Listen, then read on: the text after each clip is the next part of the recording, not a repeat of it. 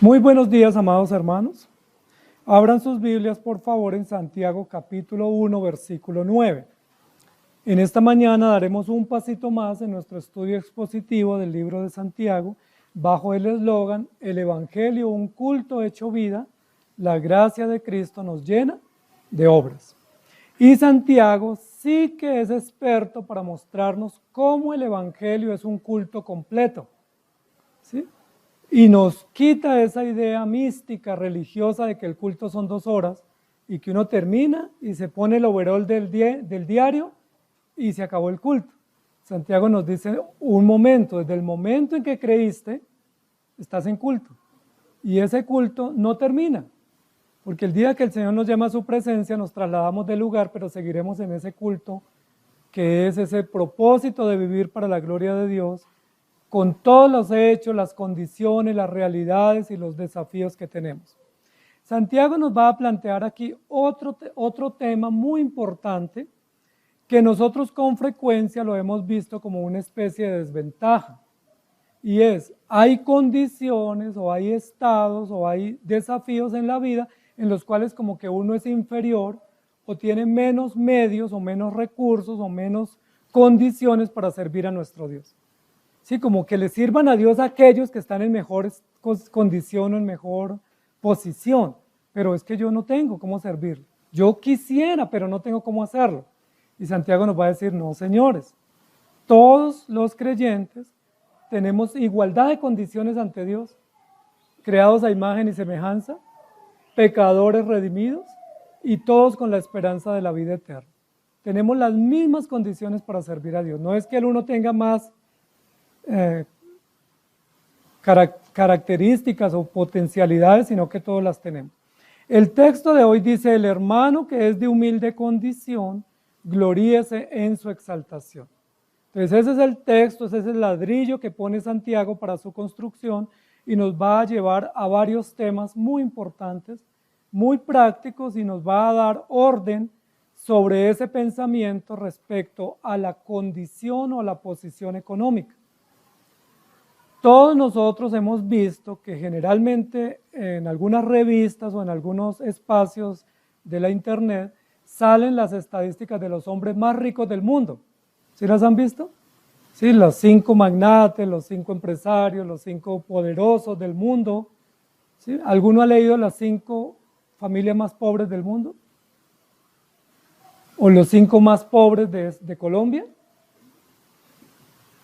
No tenemos, ¿cierto?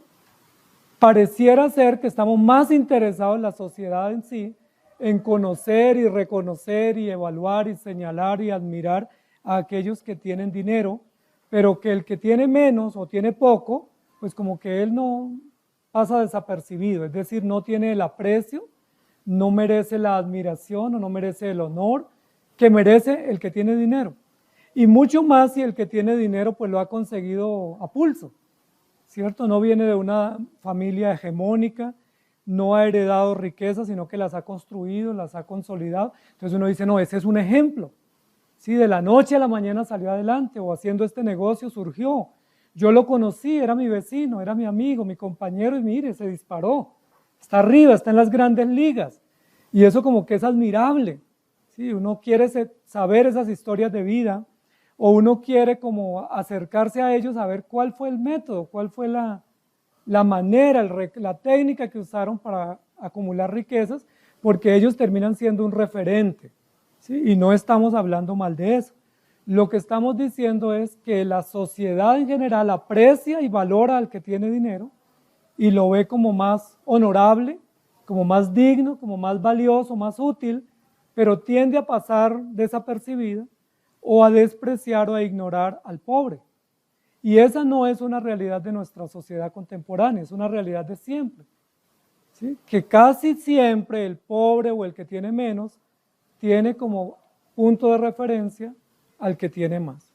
Aquí en este texto el escritor Santiago nos va a ayudar a nosotros a mirar cuál debe ser el verdadero tesoro que nosotros debemos aspirar o al cual nos debemos enfocar. Y ese es el título de nuestra enseñanza: mi mayor tesoro. ¿Sí? Pero lo vamos a plantear en pregunta, Porque aunque ya sabemos cuál es el mayor tesoro, la pregunta es, ¿ese es el mayor tesoro para ti? ¿O lo es en términos generales? ¿O tú ya estás confiando que ese tesoro del cual vamos a hablar es el mayor y principal por el cual daríamos todo? La sociedad en la que nosotros estamos generalmente tiende a crear división en las capas sociales o en los estratos socioeconómicos. Incluso trata en algunos contextos de pensar que el rico pues consiguió su riqueza de mala forma y que el pobre como que es víctima del rico. Y cosas así que se han creado en la conciencia. Incluso cuando el pobre roba, te dicen, no, pues si le robó al rico, pues así se hace. O sea, es inteligente, porque robarle a un rico no le hace mal al rico y más bien el pobre tiene sus recursos. Y todas esas cosas así. Incluso se llega a asociar el carácter del pobre como mejor y más áspero el carácter del rico.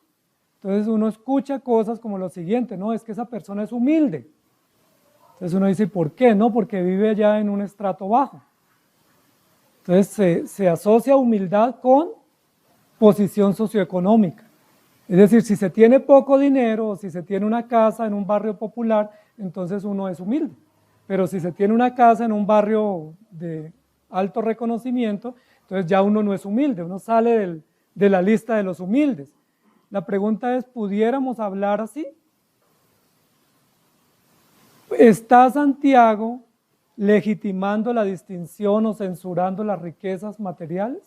¿Está Santiago diciendo que es mejor ser pobre que rico? ¿O que tienen mejor oportunidad o más opción los pobres que los ricos? ¿Está Santiago en contra de los ricos y a favor de los pobres? Es una pregunta que tenemos que hacernos porque en algunos contextos en las iglesias se plantea que sí, que los pobres tienen como más fácil entrada al cielo y que los ricos casi no pueden entrar. ¿Sí? Pero que uno es pobre, uno entra más fácil. La pregunta es si eso es lo que está diciendo Santiago o no.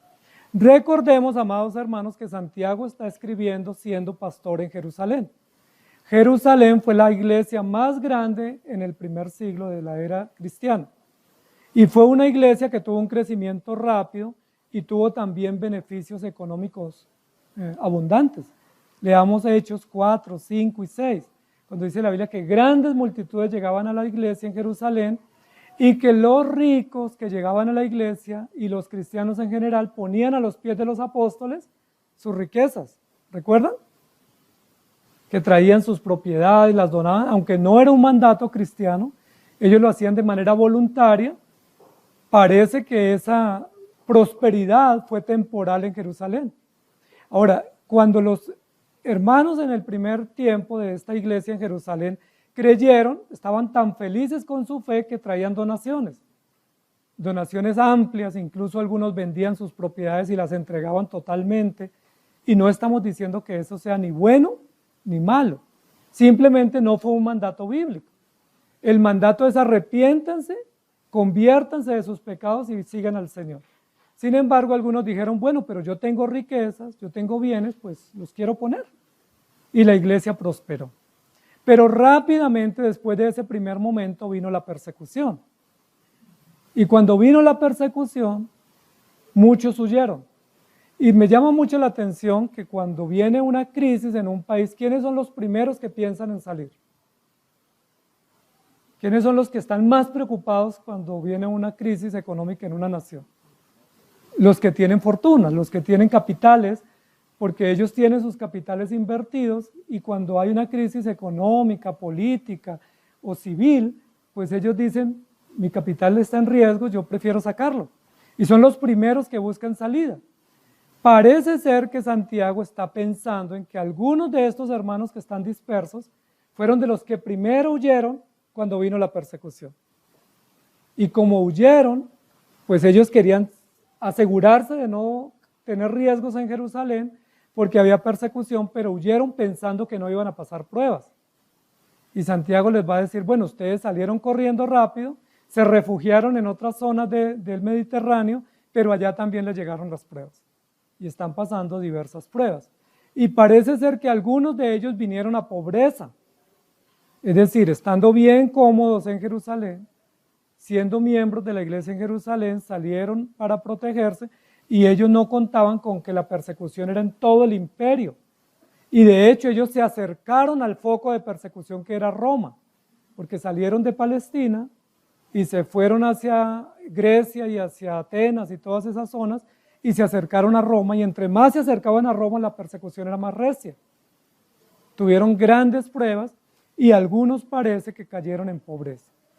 Recordemos también que con el tiempo la iglesia más pobre de todo el primer siglo, de las que la Biblia registra, fue Jerusalén. Primero porque los hermanos entregaron sus propiedades, luego huyeron, luego vino la persecución y hubo pobreza y hubo que recoger incluso ofrendas para mandar a los hermanos en Jerusalén porque pasaban necesidad. ¿Recuerdan? Que los de Tesalónica aportaron. Entonces es muy importante lo que nos va a decir Santiago. El hermano que es de humilde condición, gloríese en su exaltación. Voy a poner aquí 4 conceptos que quiero que los tengamos en mente. Parece ser que Santiago nos quiere decir que el deseo natural de todos nosotros es ser ricos. ¿Estoy en desacuerdo o están de acuerdo? Implícitamente, aunque digamos que no. Si aunque uno diga, no, yo estoy cómodo con mi economía y yo no aspiro más, en el fondo uno está diciendo una ayuda adicional, un ingreso adicional, un golpe de suerte no me caería mal. Entonces, todos deseamos ser ricos, aunque camuflemos eso con apariencia de que estamos bien. Pero ¿cuál es la realidad? Que no somos ricos. Entonces, el deseo es ser ricos, pero la realidad es que no lo somos. Uno se acuesta soñando y se levanta con las mismas necesidades. Si uno a veces dice, si yo ganara y distribuye todo lo que uno piensa que se va a ganar, eso le compra casa a todo el mundo, paga las deudas, uno construye la iglesia, uno compra su casa de campo, y luego uno se levanta y no, se le está haciendo tarde para ir al trabajo. Y se da cuenta que no tiene nada, solo ilusión. Esa es la realidad. Y esa realidad de desear riqueza, pero tener pobreza, trae un resultado. Y ese resultado es humillante, porque uno se da cuenta que le toca trabajar duro, que tiene que administrar los recursos que uno tiene, que si no los administra bien, pues pasa necesidades, y que muchas veces tiene que estar con mucha limitación. ¿Sí? Uno se acomoda, pero está con mucha limitación en sus recursos. Eso es humillante, porque no quisiéramos tener tanta limitación, quisiéramos tener más solvencia para poder disponer de algunos deseos y lograrlos satisfacer. ¿Y cuál es el futuro para una persona que desea ser rico, es pobre y está humillado por la pobreza? Pues es un futuro lamentable. Es un futuro muy lamentable porque uno se da cuenta que está trabajando toda la vida y a veces no logra tener ni siquiera su casa o no logra ni siquiera tener sus gastos básicos. Y es muy lamentable esa vida. Hace algunos días me encontré con una señora en la calle llorando y me decía, mire, es que yo llevo toda la vida trabajando y he trabajado, usted no se imagina, y no tengo nada. Y no tengo sino el día para trabajar y si no trabajo no como. Si estoy cansada, estoy frustrada, ya no sé más qué hacer. Porque no es por falta de trabajo, no es por falta de responsabilidades, es que estoy llena de deudas y de compromisos y eso es lamentable. Y eso genera mucha angustia. La pregunta ¿es ese nuestro mayor tesoro?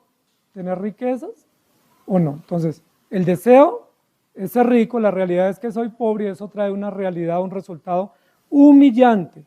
Y de eso es que nos va a hablar Santiago. Santiago dice, el hermano que es de humilde condición. Noten que la introducción del versículo es el hermano. ¿Y cuál es la introducción del versículo anterior? El anterior que vimos la semana pasada dice el hombre de doble ánimo. Es decir, contrasta el hombre de doble ánimo con el hermano. Es decir, el hombre de doble ánimo no es un hijo de Dios, es un incrédulo que aparenta vivir agradando a Dios cuando está en contra de Dios. Ese es el ejemplo a no seguir, porque es el del incrédulo, donde ya salimos. Ya no estamos en ese mundo de incredulidad, ahora estamos en Cristo. Entonces uno es el modelo del hombre de doble ánimo, que es inconstante, que no tiene fe, que no recibe, que no pide sabiduría porque para él no es importante y que para él no es la prueba porque la prueba es para probar a los hijos. Pero otro es el modelo que nos va a presentar Santiago en el versículo 9, que es el hermano. El hermano, noten bien, subrayemos eso por favor. El hermano, es decir, ¿de quiénes está hablando ahora sí Santiago? ¿A quiénes se dirige de forma directa? Se dirigió la semana pasada para decirnos esto, no lo sigan, estos no son ustedes. Conozcan este carácter, conozcan esta realidad, pero esos son otros. Ahora sí vamos con ustedes. Ahora sí Santiago se metió con nosotros. Ahora sí el problema somos nosotros, el foco de atención. El hermano. Y me gusta mucho esa mención, esa forma de calificar este carácter, porque habla de un hermano. Si es un hermano, ¿es hermano de quién? Pues hermano de Santiago, hermano de los creyentes, hermanos de los que tienen la fe, hermanos de los que piden sabiduría, es decir, habla de un colectivo, de una comunidad unida por un lazo, y es el lazo de la hermandad, el lazo de la fraternidad, de unas relaciones comunes, públicas, oficiales, y es la de hermanos. Pero intrínsecamente, cuando habla del hermano, nos está hablando de que esos hermanos, que son hermanos, tienen papá. Y si tienen papá, pues si son hermanos, el padre es común, es decir, tienen el mismo padre. Y eso fue lo que Santiago dijo en el primer versículo: Santiago, siervo de Dios y del Señor Jesucristo, a los que están dispersos. Santiago, siervo de Dios, y ahora dice Santiago, hermano de ustedes. Y me gusta mucho la mención que hace Santiago, porque aunque Santiago denuncia el mal obrar de los hermanos a quienes está dirigiéndose, Santiago los llama hermanos. Es decir, yo puedo cometer muchos errores y tener las consecuencias de mis errores, pero sigo siendo hermano de ustedes. ¿Me hago entender? Ustedes pueden cometer muchos errores, sufrir las consecuencias de sus faltas, pero seguimos siendo hermanos. ¿Qué nos une? Un vínculo común, nos une una hermandad y nos une un mismo Padre. Y ese es el primer tesoro que Santiago nos va a relatar acá en el texto. Es decir, ustedes están detrás de tener mejores condiciones económicas. Todos están corriendo desesperados porque quieren tener más dinero, porque creen que no les alcanza o porque en realidad tienen necesidades, pero no se han puesto a considerar que ya tienen un tesoro en común y que ese tesoro o esa riqueza en común la compartimos todos. Es decir, todos tenemos la misma riqueza, y esa primera riqueza es que somos hermanos. Y si somos hermanos, tenemos padre. Es decir, ¿cuál es la principal riqueza acá? Que tenemos un padre. Y al tener un padre, dice la Biblia, ese padre es bueno, sabe dar buenas cosas, o sabe dar lo mejor a sus hijos, y sabe recompensar a quien le sirve. Y eso parece ser que lo estaban olvidando los hermanos a quienes Santiago les dirige la carta. Todos estaban con una lista de necesidades y en angustia, en desespero, yendo de un lugar a otro diciendo, bueno, ¿cuándo cesa la tribulación? Estamos con pruebas, con necesidades, y Santiago les dice, un momento, ustedes tienen un padre. Y esa es una riqueza maravillosa que compartimos. Y no olviden que es la mejor riqueza, aunque en el bolsillo o en la cuenta no haya dinero, aunque deseemos y no tengamos, tenemos un tesoro, y es que tenemos un papá. Y es un papá celestial, un Padre eterno, bueno, justo, creador, que nos ha redimido por gracia y que nos ha dado una nueva familia y un nuevo vínculo, y que hay alguien que responda por nosotros. Yo le pregunto, ¿no es esa una verdadera riqueza? Que a veces la olvidamos por ir detrás de los dólares o los euros. Dice Santiago, somos hermanos. No importa los errores que ellos hubieran cometido en salir de Jerusalén, en perder sus fortunas, en todos los desafíos que estaban teniendo de las pruebas. Dice, somos hermanos, y eso es un tesoro maravilloso que no podemos desconocer. Segunda de Corintios, capítulo 4, versículo 8, dice, estamos atribulados en todo, mas no angustiados, en apuros, mas no desesperados. Y ese es otro fundamento que pone Santiago aquí para decirnos, ¿quién dijo que los hijos de Dios no pasan necesidades? ¿Quién nos dijo a nosotros que creer en Cristo es tener prosperidad financiera? Es probable que algunos la tengan. Es probable que algunos la tengan permanentemente, otros temporalmente, y es probable que otros nunca la tengan. Pero no es eso lo que nos une. No nos une el estatus socioeconómico, nos une un vínculo, y es el vínculo de los hermanos. de que tenemos un Padre que cuida de nosotros y esa es nuestra riqueza principal.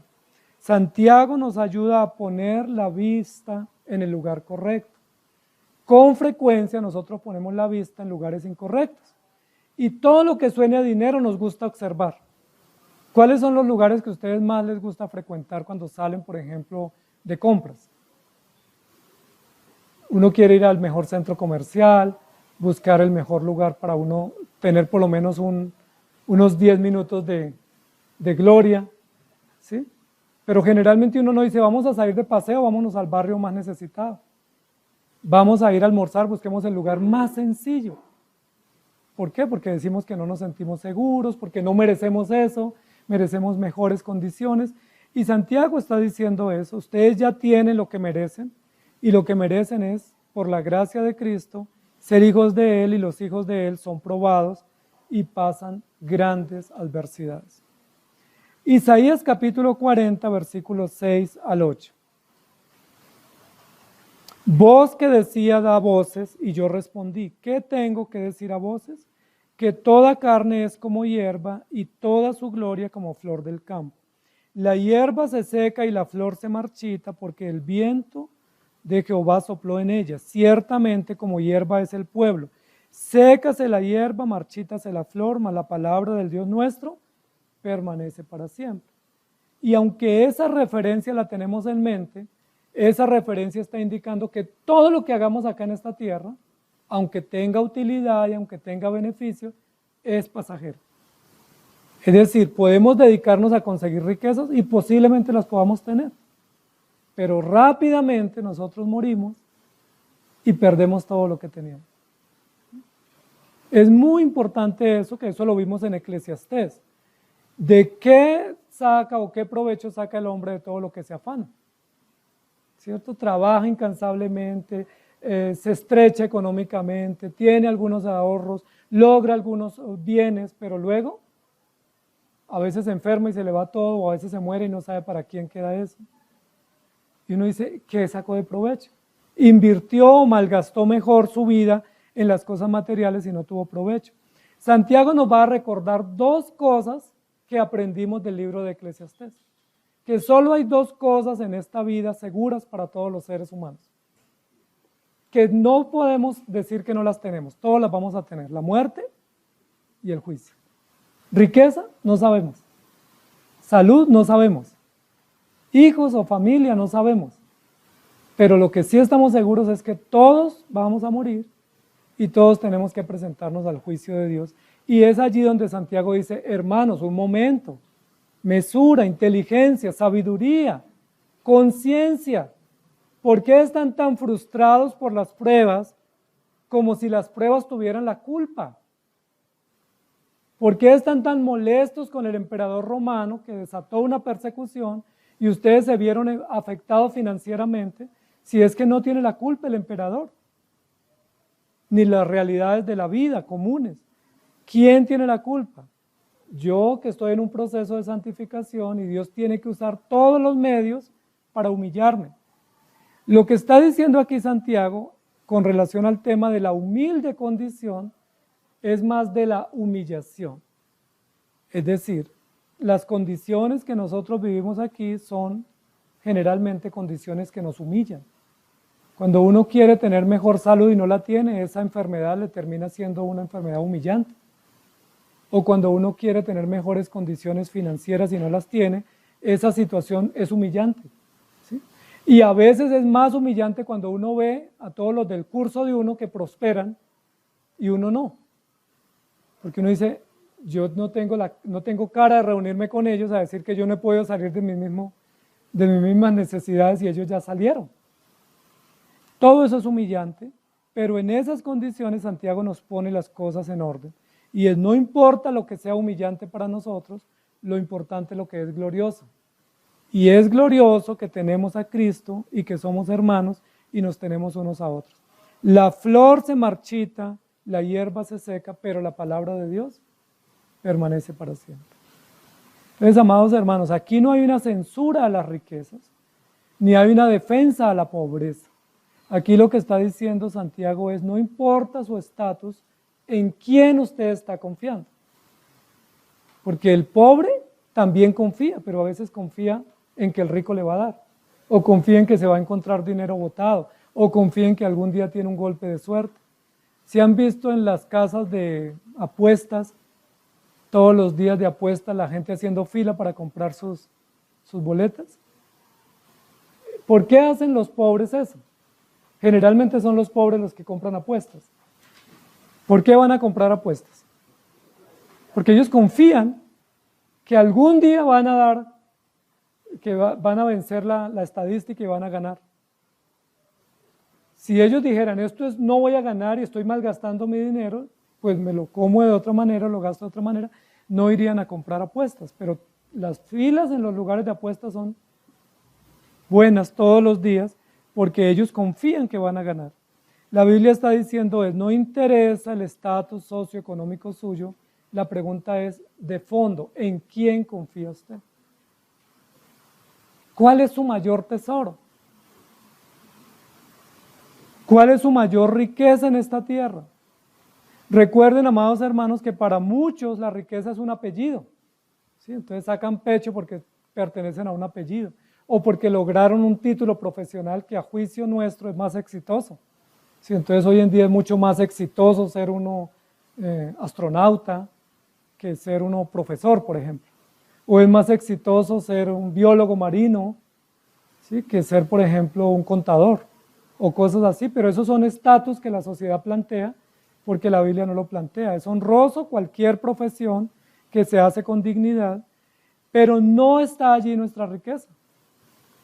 Nuestra riqueza no está ni en lo que estudiamos, ni en lo que tenemos, ni en lo que heredamos, ni en lo que logramos conseguir o administrar. La riqueza del cristiano está en tener un padre, porque dice la Biblia que antes de tener ese padre éramos huérfanos, ¿recuerdan? Éramos bastardos, éramos ilegítimos, estábamos totalmente desamparados. Aunque hubiera personas con riqueza o con inteligencia humana, estaban totalmente abandonados y desamparados como el hijo pródigo. Pero el Señor tuvo misericordia y nos hizo sus hijos. Por eso cuando dice, pida a Dios, los únicos que pueden pedir son los hijos porque dicen, Padre nuestro. Los incrédulos no lo pueden hacer. Miremos otro texto en 1 Samuel, capítulo 2, versículo 1 al 10. Si quieren me acompañan. 1 Samuel, capítulo 2, 1 al 10. Dice, y Ana oró y dijo, mi corazón se regocija en Jehová, mi poder se exalta en Jehová, mi boca se ensanchó sobre mis enemigos, por cuanto me alegré en tu salvación. No hay santo como Jehová, porque no hay ninguno fuera de ti. No hay refugio como el Dios nuestro. No multipliquéis palabras de grandeza y altanería. Cesen las palabras arrogantes de vuestra boca, porque el Dios de todos saber es Jehová. Y a él toca el pesar las acciones. Los arcos de los fuertes fueron quebrados y los débiles se ciñeron de poder. Los saciados se alquilaron por pan y los hambrientos dejaron de tener hambre. Hasta la estéril ha dado a luz 7 y la que tenía muchos hijos languidece. Jehová mata y él da vida, él hace descender al Seol y hace subir. Jehová empobrece y él enriquece, abate y enaltece. Él levanta del polvo al pobre y del muladar exalta al menesteroso, para hacerle sentarse con príncipes y heredar un sitio de honor. Porque de Jehová son las columnas de la tierra y él afirmó sobre ellas el mundo. Él guarda los pies de sus santos, mas los impíos perecen en tinieblas, porque nadie será fuerte por su propia fuerza. Delante de Jehová serán quebrantados sus adversarios, y sobre ellos tronará desde los cielos. Jehová juzgará los confines de la tierra, dará poder a su rey y exaltará el poderío de su ungido. ¿Cómo les parece la oración de Ana? Una oración extraordinaria, ¿sí?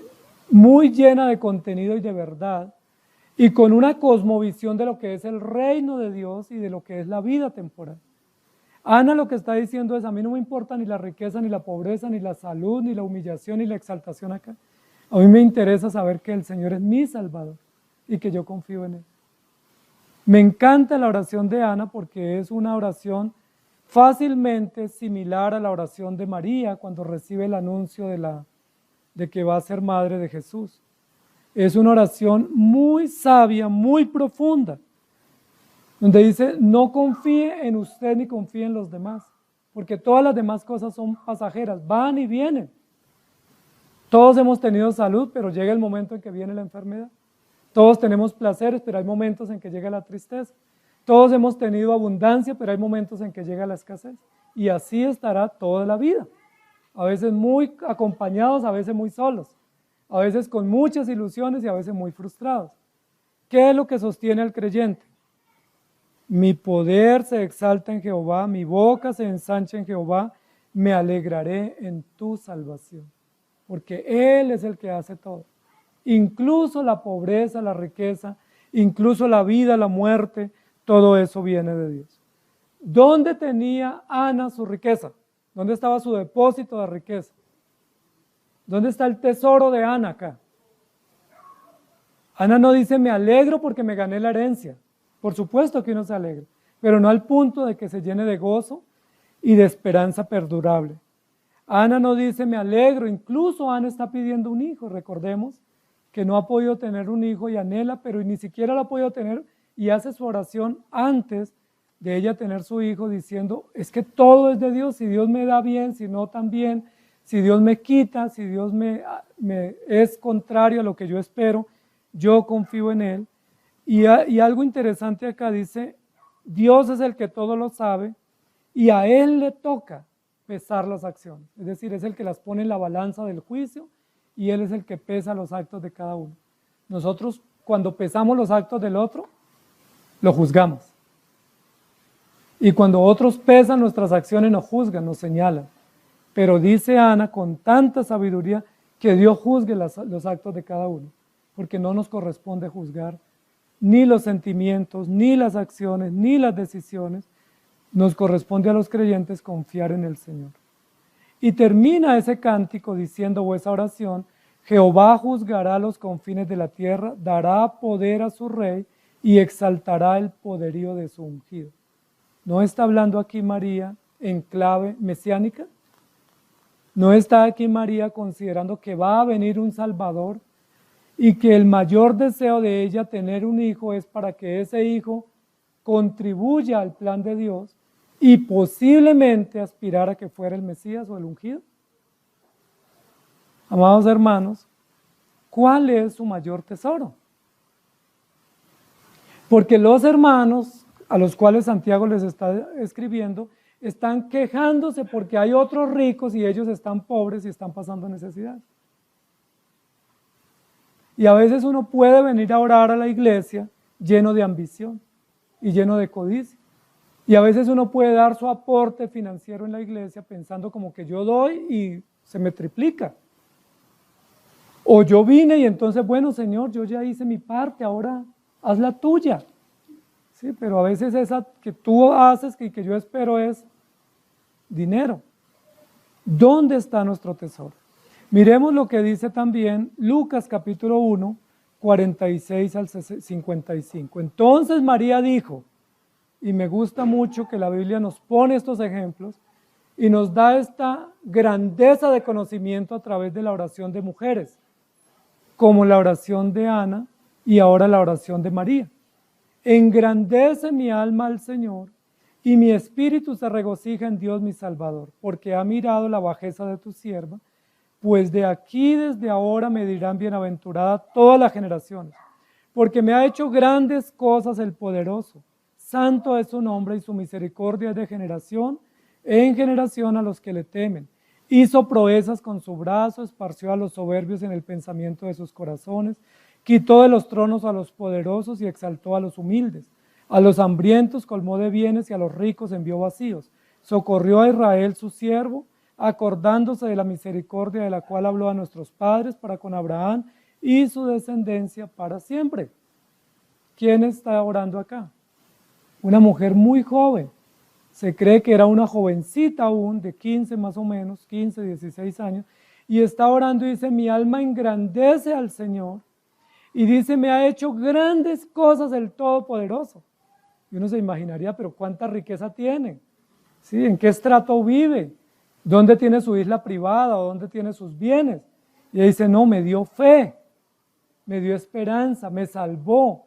Y esas son las grandes cosas que María considera que Dios ha hecho a favor de ella. Cuando usted saca un listado de lo que Dios ha hecho por usted, usted puede decir lo mismo, Dios me ha hecho grandes cosas, me ha llenado de grandes bienes.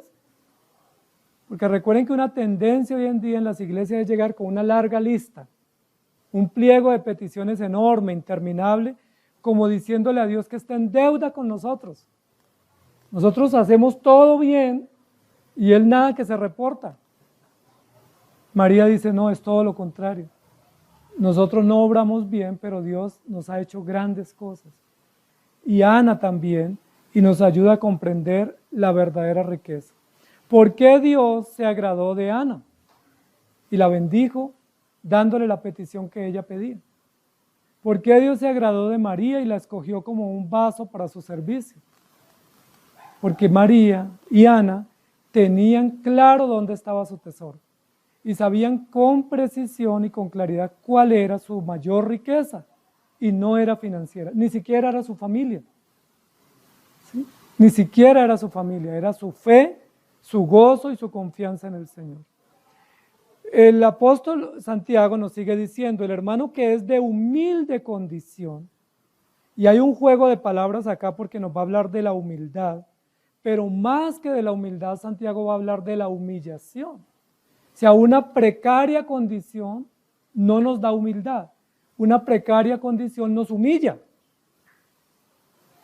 ¿Sí? Porque a uno le toca muy difícilmente solucionar sus necesidades.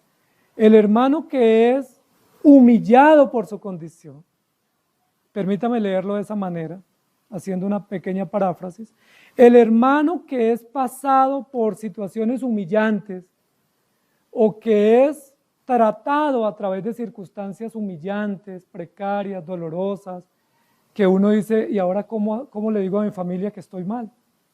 ¿Sí? Ahora cómo les llamo a mi familia y les digo que paso necesidades, eso es humillante, yo prefiero no decirlo. El hermano que Dios trata pasándolo por situaciones difíciles hasta el punto de humillarlo, pues en primer lugar debe agradecer a Dios, porque la humillación tiene un propósito. Y las condiciones precarias o los desafíos o las circunstancias humillantes tienen un propósito. Y lo dijo Ana en su oración, Dios exalta al humilde y abate al soberbio. Y recordemos que la soberbia no está en la cuenta o en la chequera, la soberbia está en el corazón. Yo puedo tener la cuenta bancaria vacía, pero el corazón lleno de altivez y de soberbia. Yo puedo no tener un peso y eso no me hace humilde, eso me puede hacer soberbio y altivo. Lo que está diciendo aquí la Escritura es, Dios a los hermanos, es decir, Dios a sus hijos, les permite muchas veces situaciones humillantes. ¿Qué finalidad tienen las humillaciones o las condiciones humillantes en la vida del cristiano? Como su nombre lo indica, humillarlo. Dice el rey David, si Jehová no me hubiera humillado, yo no hubiera levantado la cabeza, o no hubiera doblegado mi cabeza y no hubiera suplicado ayuda. Por eso dice la Biblia que somos como el mulo, o que somos como el caballo indómito que tiene que ser doblado. Y hay muchas referencias en la Biblia donde dice que las montañas altas, es decir, los que se creen más altos, Dios los baja. Y que aquellos que se creen muy indomables, Dios los doblega, hablando de la soberbia. Y María también en su oración dice, esparció a los soberbios, le quitó sus tronos, a los ricos los mandó vacíos y a los pobres les dio. Es decir, Dios trastorna todo. Y lo que nos quiere decir Santiago es, ¿para qué enfocarnos en los bienes materiales si esos son trastornados en cualquier momento? Jerusalén, de ser una iglesia rica, pasó a ser una iglesia pobre. De ser una iglesia que mandaba mensajeros y misioneros, terminó recogiendo ofrendas en otros lugares para ser sustentada. Y uno dice, ¿y eso no es humillante? Claro, si uno le ha dado a todo, a la familia, y luego la familia tiene que darle a uno, pues uno dice, yo quiero dar, más no que me den. Sí, yo quisiera tener para repartir, pero no tener que estirar la mano y decir, tengo necesidades. Pero la Biblia dice, Dios trastorna, Dios nos humilla, porque el propósito de Dios es bajarnos doblegarnos para que podamos realmente tener humildad. Entonces, la situación humillante que Dios permite en los creyentes conduce a la humildad, es decir, conduce a un carácter piadoso. Recuerden que en la parte principal o inicial del capítulo dice, mas tenga la paciencia, su obra completa. En las condiciones humillantes de las pruebas, nosotros vamos forjando la paciencia que Dios quiere forjar. En las condiciones donde Dios nos humilla por cualquier situación, sea familiar, sea económica, de salud o de cualquier índole, Dios nos humilla para que nosotros podamos forjar carácter, paciencia, nobleza, mansedumbre, sencillez, gratitud, porque cuando uno tiene todo o recibe todo, uno no es agradecido. Cuando uno tiene todo a su servicio, uno no es humilde o es sencillo. Entonces, creer en Jesucristo y crecer en el carácter que tiene que ver con la gratitud y el servicio y la humildad. Recuerden que Jesucristo nos dijo, aprendan de mí, que soy manso y humilde. Y la Biblia dice que Jesucristo aprendió obediencia. ¿Y cómo aprendió la obediencia? ¿Qué enfrentó Jesús desde niño para poder aprender obediencia y nobleza y humildad como hombre? Pobreza, persecución, tuvo enemigos acérrimos que lo querían matar desde el nacimiento, fue llevado a protegerse en un país extranjero porque era perseguido. Desde el momento en que salió a la luz pública fue perseguido, fue maltratado, despreciado, sufrió todo tipo de humillación. Pero todo tipo de humillación durante su vida siendo hijo de Dios. Y luego cuando se dispuso a ir a la cruz, pues ustedes saben todo ese sendero tan humillante, tan terrible, pero Él nos dijo, aprendan de mí. Y no nos dijo, aprendan de mí cómo conseguir riqueza, o aprendan de mí cómo conseguir abundancia, o fortuna, o placer. No, aprendan de mí humildad, mansedumbre y nobleza. Y como esos productos no se aprenden fácil, esas tareas no se logran fácil, Dios nos tiene que humillar. ¿Sí? Y entre más nos humilla, más tenemos que aprender. Miremos lo que dice Santiago capítulo 2, versículo 5. Santiago 2, 6. Pero vosotros habéis afrentado al pobre. No os oprimen los ricos y no son ellos los mismos que os arrastran a los tribunales. Santiago más adelante nos va a decir, ¿ustedes para qué aspiran riqueza? Si muchas veces cuando uno tiene riquezas o uno logra progresar un poquito, uno se vuelve peor, más altivo, más soberbio, más vanidoso, a veces más desafiante. Dice, son los ricos los que los oprimen. ¿Ustedes no están oprimidos por ellos? Si aspiran a ser ricos, ¿por qué lo quieren? ¿Para obtener a quien oprimir? Entonces, no pidan lo que no conviene. Deuteronomio capítulo 15, versículos 7, 9 y 11 dice, cuando haya en medio de ti menesteroso, de alguno de tus hermanos en alguna de tus ciudades en la tierra que Jehová tu Dios te da, no endurezcas tu corazón, ni cerrarás tu mano contra tu hermano pobre, guárdate de tener en tu corazón pensamiento perverso, diciendo, cerca está el año séptimo, el de la remisión, y mires con malos ojos a tu hermano menesteroso para no darle, porque él podrá clamar contra ti a Jehová y se te contará por pecado. Miren lo que está diciendo Deuteronomio. Ojo con los que tienen. Qué bueno tener, todos queremos tener. Pero ¿qué pasa cuando uno tiene? Que uno a veces su corazón se vuelve más egoísta o se vuelve más materialista. Y dice, no sea que guardes y escondas tu corazón, o guardes o cierres tu corazón y pienses mal de tu hermano y diga, bueno, como estamos en el año quinto, de aquí a 2 años hay un año de jubileo, en ese año pues usted recoge y come. Estos 6 años me pertenecen a mí. Dice, no hagas eso. Pero yo sé, como dice la Escritura, que fácilmente uno es generoso cuando uno no tiene. Ese es un dicho, ¿no? Todo el que es generoso es porque no tiene. Pero cuando uno tiene, ya uno lo piensa 2 veces. En el Salmo 62, 9 dice, porque no faltarán menesterosos en la tierra, Por eso yo te mando diciendo, abrirás tu mano a tu hermano el pobre y el menesteroso de la tierra. Es decir, no aspiren y no sueñen a ser ricos, porque ¿qué pasa si todos somos ricos? La Biblia dice, no, siempre se necesitan los pobres y siempre habrá, y algunos lo serán en un tiempo de su vida. Lo importante es aprender a entender cuál es el tesoro. Y en Proverbios 17:5 dice, el que escarnece al pobre afrenta a su hacedor y el que se alegra de la calamidad no quedará sin castigo. Entonces, vamos poniendo en contexto lo que dice el texto. Hermano, el hermano que es de humilde condición, gloríese en su exaltación. Es decir, el hermano humilde ya tiene un gran tesoro, tiene una condición humillante y es su pobreza, o sus circunstancias adversas, precarias, pero tiene una condición o un estatus glorioso y es hijo de Dios. ¿Qué debe pesar más en la conciencia de un cristiano? ¿Mi condición humillante, mi prueba, o mi estatus que ya Dios me dio como hijo de Él? ¿Qué debe prevalecer si ponemos en la balanza? ¿Sí? Usted mira su alacena, mira su bolsillo, su cuenta bancaria está vacío, pero usted mira a Cristo y le dice al Señor, yo soy tu Señor, no te dejaré ni te desampararé. ¿Qué debe prevalecer más? ¿La esperanza y el gozo de la provisión o la frustración por la carencia? Luego está diciendo Santiago, pasamos una realidad que no se puede negar y es persecución. Esa persecución ha traído dispersión y esa dispersión ha traído pobreza. Eso es humillante. Pero ¿qué está forjando Dios en esa humillación nuestra? Humildad. Entonces pongamos en la balanza, ¿qué es mejor? ¿Tener las cosas para no ser humillados o ser humillados para resultar con humildad? O sea, desde la perspectiva del reino, ¿qué es mejor?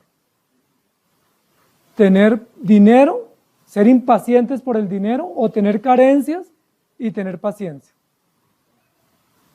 Ser humillados por las condiciones y en ese proceso de humillación Dios forja humildad. ¿Qué es mejor? Porque el humillado es porque es soberbio. Es decir, ¿qué es mejor? ¿La soberbia del anhelo y del deseo incumplido o la humildad que Dios forja a través de las circunstancias? Entonces, si ponemos las cosas en contexto, nos vamos dando cuenta cuál es el mayor tesoro. Y termina el texto diciendo, gloríese en su exaltación. Es decir, nos pone una nota altísima este texto, diciendo, por supuesto que hay circunstancias difíciles. ¿Quién no las pasa? ¿Quién no tiene situaciones donde quisiera esconderse y desaparecer? O que quisiera acostarse y no levantarse para que se le olviden sus pesares o sus lástimas o sus dolores. Todos pasamos situaciones muy difíciles en muchos momentos, pero algo nos espera. Tenemos una meta, estamos en un sendero que nos conduce a una exaltación. Gloríese en su exaltación, es decir, agradezca porque Dios lo está humillando, porque en la medida en que Dios nos humilla, nos está preparando para algo glorioso y grandioso, que es la venida del Señor. Cuando el texto termina hablando de la exaltación, no está diciendo el pobre debe estar feliz porque Dios lo va a salvar. No, lo que está diciendo es aquel que pasa carencias y que Dios está tratándolo en las pruebas, lo está preparando para la exaltación. ¿Y qué es la exaltación, amados hermanos? Pues es la gloria final, es el veredicto final, es el resultado final de todo este mar de problemas y de adversidades y de aflicciones que tenemos y de estas leves tribulaciones que a veces nos duran hasta 80 años. En todo ese océano de tribulaciones tenemos esperanza, tenemos ilusión, tenemos gozo, tenemos un propósito y es esperar la venida del Señor. Y no hay nada más glorioso para el creyente que eso. Puede que pierdan sus negocios, puede que pierdan el amor, puede que pierdan muchos aspectos, pero ¿qué tiene ganado y no lo va a perder? ¿Se acuerdan la ilustración de Marta y María? Ella ha escogido la buena parte, la cual no le será quitada. No te afanes tanto por hacerte rico, dice la Biblia. Sé diligente, pero confía en el Señor. Pero más que eso, pon tu mirada en la venida del Señor. La venida del Señor es nuestra mayor riqueza, porque es la gloria eterna que nosotros hemos aspirado. No piensen que la gloria nos la da un dinero o nos la da un carro pues deportivo, ¿sí? Cuando uno ve un carro deportivo, un descapotado en las calles, ¿uno qué quiere? Uy, mire, mire, mire ese carro, mire, y tomarle foto, y si puede uno bajarse y ensayarlo y probarlo, pero no esa es la mayor gloria de un hombre acá en esta tierra. O vivir en el mejor barrio, o tener las riquezas muchas, no es la gloria que realmente viene para el cristiano. Esa es la gloria del mundo. Eso es la gloria del mundo. La gloria del mundo es riqueza, poder, fama y placer. Pero la gloria del creyente es, tengo un Padre, mi carácter está siendo formado a la luz del carácter de Cristo y estoy en espera de encontrarme con mi Salvador. Esa es la verdadera riqueza. Dice la Biblia en la parábola, por ese tesoro debemos estar dispuestos a renunciar a todo. ¿Se acuerdan la parábola del gran precio, de la gran perla? Todo vendió ese hombre por tener esa perla de gran precio. Es decir, la riqueza que vale la pena es la fe. Yo les pregunto, ¿tienen esa riqueza? Entonces somos ricos, somos multimillonarios, porque tenemos la fe verdadera que mira a Cristo. ¿Tenemos sabiduría? ¿Tenemos la riqueza de la sabiduría? Claro que sí, si a alguno le falta, pídale a Dios. Que Dios con toda la disposición le va a dar sabiduría, y esa es una riqueza enorme que no tienen los ricos o los poderosos o los impíos. ¿Tenemos la riqueza de tener una familia espiritual? Entonces deleitémonos en eso. ¿Tenemos certeza de la venida del Señor? Entonces gocémonos en eso. Jeremías 9, 23 y 24 dice, así dijo Jehová, no se alabe el sabio en su sabiduría, ni en su valentía se alabe el valiente, ni el rico se alabe en sus riquezas, mas alábese en esto el que hubiere de alabar, en entenderme y conocerme que yo soy Jehová, que hago misericordia, juicio y justicia en la tierra, porque estas cosas quiero, dice Jehová. Miren que aquí está el contexto de todo. O sea, si usted tiene más dinero, pues gracias a Dios, qué bueno, eso nos alegra. Si usted puede adquirir un bien, una posesión, qué bueno, qué alegría. Pero no ese es el motivo de gloria. El único motivo de gloria que tenemos es, alábense en conocerme y entenderme que yo soy Jehová y en poner su confianza en el Señor. Romanos 5, 2 y 3 dice, por quien también tenemos entrada por la fe a esta gracia, en la cual estamos firmes y nos gloriamos en la esperanza de la gloria de Dios. Y no solo esto, sino que también nos gloriamos en las tribulaciones, sabiendo que la tribulación produce paciencia. Pablo está matriculado en la misma escuela de Santiago. Las tribulaciones son necesarias porque nos humillan y cuando somos humillados levantamos y decimos, Señor, ayúdame. ¿Recuerdan la historia de Jonás? ¿Cuándo Jonás habló y oró correctamente al Señor? Cuando Dios le dijo, Jonás, ve a predicar a Nínive, Jonás hizo caso omiso y tomó el camino contrario. Cuando iban en el barco y hubo una gran tempestad, le dijeron los marineros, bueno, clama a tu Dios para que tenga misericordia de nosotros. Y Jonás dijo, no, es que al Dios en el que yo temo es el de quien huyo. ¿Sí? Y Jonás no dijo, bueno, me arrepiento. Jonás dijo, échenme al mar y se acabó la historia. Pero el Señor tenía provisto un animal, un pez grande para que lo cuidara, y estando allá en el interior del pez, segundo día, y Jonás no reaccionaba. Tercer día, y Jonás no reaccionaba. Estaba ya faltándole el aire, estaba ahogándose cuando dice, la salvación es de Jehová. Si tú me sacas de aquí, ahora sí voy a Nínive. Es decir, ¿qué tuvo que hacer Dios con Jonás? Humillarlo hasta lo más bajo donde estaba ya broncoaspirando para que él pudiera reconocer que la salvación es de Jehová. Yo le pregunto, ¿no nos pasa a nosotros igual? Que nosotros resistimos hasta cuando ya estamos en el último aliento decimos, Señor, ayúdame. Incluso algunos dicen, bueno, ahora no me queda sino el Señor. ¿Sí?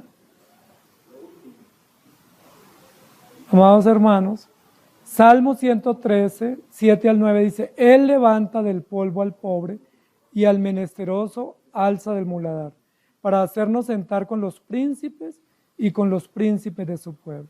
Entonces, amados hermanos, si usted está pasando carencias económicas, obviamente confíe en el Señor, sea diligente, pero esa no es su riqueza. No se deje afectar por la condición de esta sociedad que nos mide en términos de dinero, que nos pone en una escala dependiendo de los ingresos. Entonces, dependiendo de tal ingreso, usted califica para estrato invisible, estrato despreciado. Pero si pasas y logras subir un peldaño, entonces ahora eres de una clase admirada u honrada. La Biblia dice, no, bienaventurados los pobres en espíritu y los que tienen necesidad de Cristo, porque el que quiere la verdadera honra o la verdadera gloria, tiene que creer en Jesucristo. Porque no hay gloria verdadera, no hay honra verdadera que creer en Jesucristo. El hermano de humilde condición, gloríese en su exaltación. Entonces, amados hermanos, ¿dónde está su tesoro? ¿Cuál es? Si es Cristo, amén. Y si no, pongámonos en orden. Oremos. Señor, gracias te damos por tu palabra, porque tu palabra nos ayuda a comprender que no hay mayor riqueza para un hombre y una mujer en esta tierra que creer en ti. Que no hay mayor honra, mayor gloria, mayor honor, mayor fortuna, mayor futuro que creer en ti. Todas las demás cosas son pasajeras. Y muchas de ellas nos hacen incluso daño. A veces tener un bien o tener un negocio o tener dinero nos hace más daño que bien. Pero tenerte a ti nunca nos hará mal, siempre nos hará bien. Ayúdanos a confiar en ti, a creer en ti, a seguirte y ayúdanos a entender que el tesoro mayor es tenerte a ti como Dios y tener hermanos como compañía de esta caminata. Ayúdanos a entender que la mayor riqueza es conocerte y ayúdanos a entender que la mayor riqueza es esperarte y saber que tú vienes por nosotros. Perdónanos cuando ponemos la mirada en las riquezas y cuando pensamos que seríamos mejores o que nos iría mejor si tuviéramos más cosas o más bienes, cuando ya tenemos la riqueza y el bien supremo que eres tú. Te damos gracias y rogamos tu guía y tu dirección. En el nombre de Jesús. Amén. Que el Señor les bendiga, queridos hermanos.